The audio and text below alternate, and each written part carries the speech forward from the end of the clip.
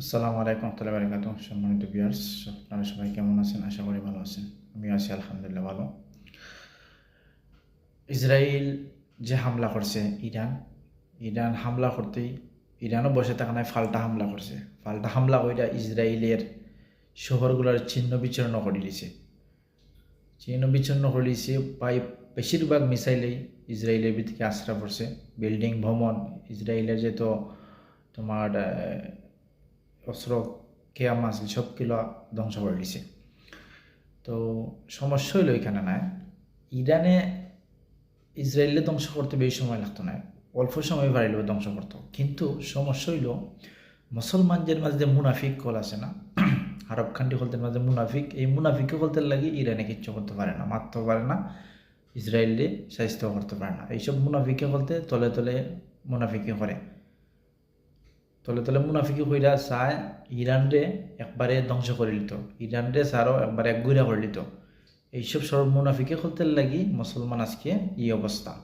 তাই আগে এইসব মুনাফিক কলতে ঠিক করার দরকার। এইসব মুনাফিক কলতেই না আজকে ইসলামের ভাড়াটা বাজাই দিছে, মুসলমানের ভাড়াটা বাজাই দিছে। আজকে মুসলমানের মাঝে ঐক্যবদ্ধতা নাই, মুসলমানের মাঝে কোনো মহাব্বত নাই, এই মুনাফিকে কলতার কারণে। এরা সুখ বিলাসে ব্যস্ত হয়েছে, দুনিয়ার পাগলিয়া ব্যস্ত হয়েছে। আর আমেরিকার সাথে ইসরায়েলের সাথে তারা তলে তলে বালা বালা সম্পর্ক আছে রাখিয়া তারা আনন্দ বিলাস করে, বেটি নিয়া নাচের, মহিলা লইয়া নাচের, গুড়ের, যা মঞ্চা তা করের, কুকুরিয়া আকাম কুকাম করের।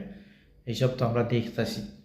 কিন্তু সমস্যা হলো ওইখানে যে ইরান হইল একটা মুসলিম কান্ট্রি, হোক তারা শিয়া, কিন্তু একটা মুসলিম কান্ট্রি। অবশ্যই আমরা মুসলিম কান্ট্রি হিসাবে তাদের ভাষা থাকা দরকার, প্রত্যেকটা রাষ্ট্র মুসলিম রাষ্ট্র। কিন্তু এগুলা করতেছে না আরব কান্ট্রি। আরব কান্ট্রি থলে থলে ইরানের সাথে বেইমানি করে।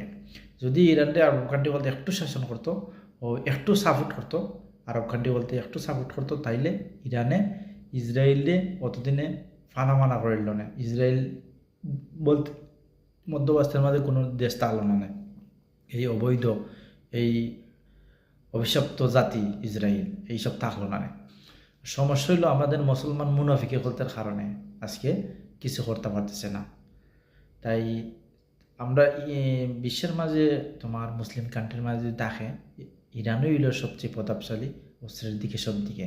এটা কিন্তু ইসরায়েলও চায় না, এটা কিন্তু আমেরিকাও চায় না, পশ্চিমারাও চায় না যে মুসলমানের মাঝে শক্তিশালী কোনো রাষ্ট্র থাকুক, শক্তিশালী কোনো দেশ থাকুক, শক্তিশালী কোনো প্রধানমন্ত্রী থাকুক।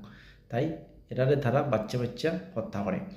তো এটা কোনো সময় চায় না যে মুসলিমের মাঝে শক্তিশালী কিছু